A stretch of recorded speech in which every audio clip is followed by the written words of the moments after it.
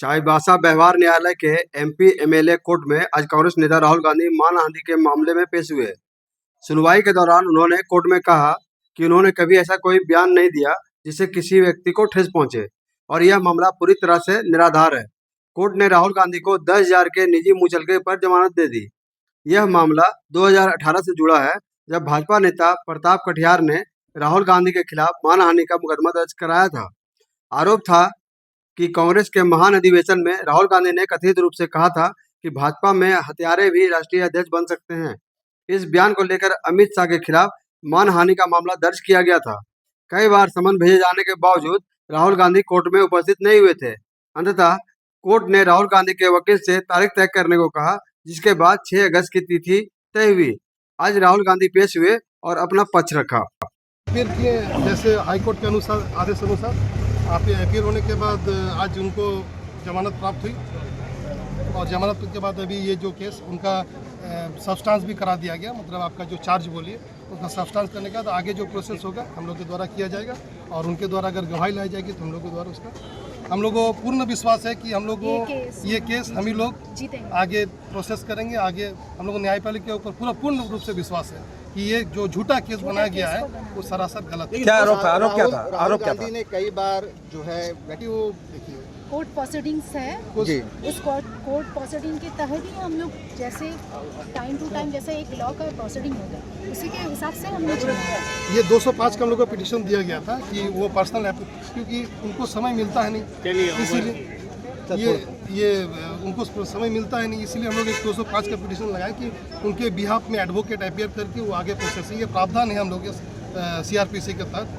तो वो उनको वो पिटीशन हम लोग यहाँ पर खारिज होने के बाद हम लोग हाईकोर्ट क्या कार्रवाई हुई है? आज हम लोग से बेल लिए ऑनरेबल हाईकोर्ट के आदेश अनुसार आज हम लोग अपीयर किए। दरीपा जी, क्या आरोप क्या थे उन पे? आरोप ये है कि उनका कहा गया था कि मानहानि का केस किया गया है उनके द्वारा कि बीजेपी गवर्नमेंट फलाना फलाना, ये बेबुनियाद आरोप है, एलिगेशन है, बेबुनियाद एलिगेशन है, जो कि ये हम लोग के ऊपर पूरा न्यायपालिका के ऊपर विश्वास है कि ये जो झूठ है ये झूठी रहेगा। नहीं, बिना प्रूफ के और केस हो जाता है और 2 साल से राहुल गांधी को कोर्ट एम्पियर कराने के लिए नहीं 2 साल से नहीं, हम लोग 205 का जब हम लोग का प्रावधान है हम लोग के द्वारा कोर्ट के तरफ से कोर्ट के ये में कोई अवमानना नहीं किया। हम लोग जिस तरीके से जो कोर्ट बोला गया हम लोग उसी हिसाब से हम लोग। वर्ष 2018 में राहुल गांधी के द्वारा अपने अधिवेशन में और अन्य कई जगहों पर भारतीय जनता पार्टी को लेकर के अब शब्दों का प्रयोग किया गया, अनगढ़ बातें कही गई थी, जिसमें उन्होंने कहा था कि भाजपा के सरकार में कोई भी हत्यारा अध्यक्ष बन सकता है, भाजपा झूठों का पार्टी है। इस तरह का और भी कई शब्दों का प्रयोग किया था, जिसको लेकर के प्रताप कटियार जी के द्वारा यहाँ पर एक मानहानि का मुकदमा मेरे माध्यम से कराया गया, जिसमें इंक्वायरी हुई। इंक्वायरी होने के बाद में न्यायालय के द्वारा संज्ञान लिया गया। संज्ञान लेने के बाद उनको सबसे पहले सम्मन यहाँ से न्यायालय से निर्गत किया गया, जिसको उनको जो उन्हें मिल गया। मिलने के बाद भी वो न्यायालय में उपस्थित नहीं हुए, तब न्यायालय के द्वारा अवेलेबल वारंट इशू किया गया, उस पर भी राहुल गांधी जी उपस्थित नहीं हुए। तब न्यायालय को कड़ा रुख अपनाते हुए गैर जमानती वारंट निर्गत किया गया। तब उनके अधिवक्ता के माध्यम से यहाँ पर आकर एक 205 CRPC का आवेदन दाखिल किया, जिसको न्यायालय के द्वारा खारिज किया गया।